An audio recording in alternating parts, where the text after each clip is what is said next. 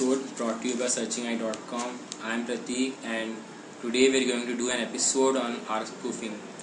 This technique will work on both wired and wireless networks. It allows an attacker to sniff data frames on local area network.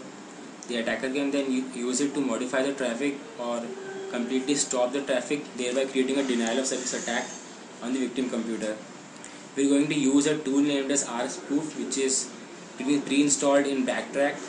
Basically what ARP-spoof does is that it sends the victim computer some ARP answers, basically telling him that the MAC address belonging to the IP of the gateway is actually our MAC address. So after some time the victim computer will believe it and make a wrong entry in its ARP cache. The next time the victim wants to send an IP packet to the gateway, he sends the Ethernet frame to our MAC address. We are presently logged into the victim computer.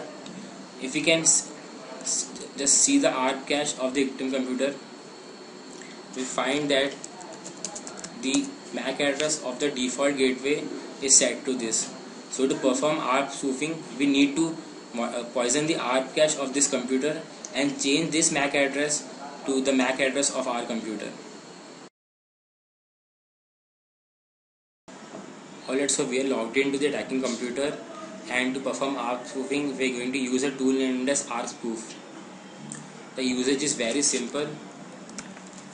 Just type ARP-spoof -i the interface -t the target, which in this case is 172.17.23.25, followed by the address of the default gateway, which is 172.17.21.1.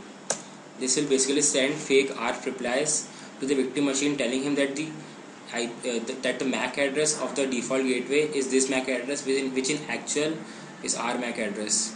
We are also going to set IP forwarding on. Basically what this will do is that it will forward all the packets coming from the victim computer to the actual default gateway. So this will not create a DOS attack on the victim computer, and then we'll be able to intercept all the traffic which is flowing between the victim and the default gateway. To enable IP forwarding, just type echo 1 and put it to proc_sys_net IPv4 and IP_forward file. To disable IP forwarding, just type echo 0 to this file, but we are not going to disable IP forwarding, we are just going to enable it.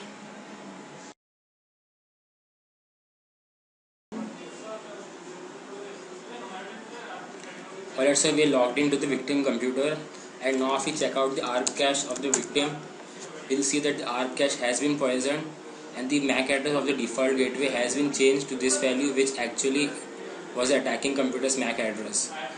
In the later episodes, we will be showing you how this technique will be used to sniff passwords over a secure socket layer. Well, that's it for this episode on ARP spoofing, and we'll see you guys later.